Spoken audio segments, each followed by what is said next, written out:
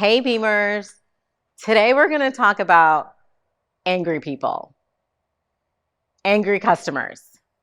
If you are running a business, I promise you, you are going to find yourself in a situation where a customer is dissatisfied.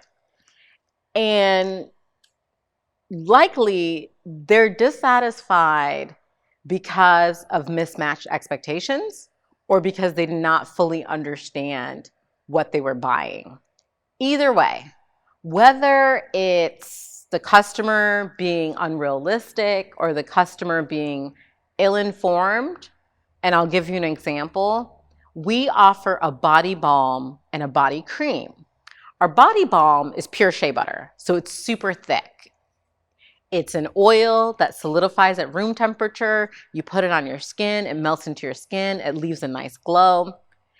It is very different from our body cream, which is lighter. It's still pretty thick, but it's much lighter. It's softer to the touch. And when you rub it into your skin, it disappears really nicely and quickly into your skin. So it's very different in terms of the balm and the cream. A customer thought they were buying the cream, but they had selected the balm. They didn't know the difference. And so when they got the balm, they were very upset because they wanted the cream. So in this scenario, the customer is upset not because we did anything wrong, but there was a mismatch in expectation. They thought they were getting something different from what they received. This is my approach to dealing with angry customers. One, I'm really lucky. Most of our customers, I would say like 98% of our customers are really nice.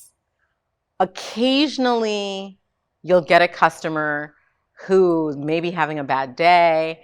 They just want someone to curse out. You happen to be the person that day, right? So either way, if you are in a situation where you're with someone who's very upset, the first thing is you need to be calm. You can't be as upset as the person who's bringing an issue to you. Why? Because one, you are the business owner. Your goal is always to make your customer feel comfortable, is always to make your customer feel well cared for, and is always to make sure that your customer feels like you're listening to them. If you say things like, well, no one else has ever brought this problem to me before, that is not going to solve the problem. And I'm using examples based on the customer service I've experienced from other people. Making your customer feel like they're being unreasonable, even if they are being unreasonable, but making them feel like they are being unreasonable is not going to bode well for you or your business. Your goal is to always diffuse the situation. The goal is to always communicate in a manner that's professional, is to make sure the customer understands you are there for them and you're trying to the best of your ability to resolve the situation for them. I'll give you an example. When you go to Nordstrom doesn't care how long you've had the product. They don't care if the product has been beat up. They don't care if it's been worn. They're going to exchange it for you or refund you. That is their policy. That's incredible. You would think they would lose money being so open and flexible with their customers.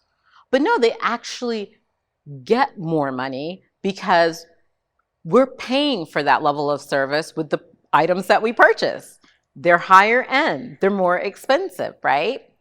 And so take that approach when you're dealing with your customer. How can I make this person feel cared for in this moment of frustration? How can I make this a positive experience? If you are a business owner and you try to be right when you're dealing with an angry customer, it's not going to work out.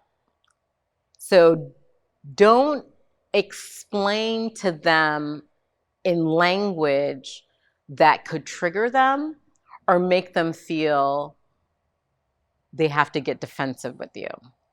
My approach is always to understand what the problem is, identify a very clear solution, and ensure that they're either getting a replacement of the product very quickly, or also they're getting a refund if that's what they want. So I gave the example of the customer who was really upset that they were expecting to receive a cream and they got a balm, even though they had ordered the balm. What I did was I explained the difference. First, I apologized. So sorry. Customers love it when you apologize, right? So sorry. I'm here with you. I'm trying to figure this out with you. And then I offered a replacement product. Because we do not have really frequent people who are upset with what they receive, or we have very, very low returns, if I'm replacing a product for a customer that's upset, it's not that big of a deal, right? Replacing that product, making that customer feel good, actually ensures that I retain that customer. Because the truth is, it's a lot more expensive to get a new customer than it is to keep a customer. Let me say that again. It's more expensive to get a new customer than it is to keep a customer.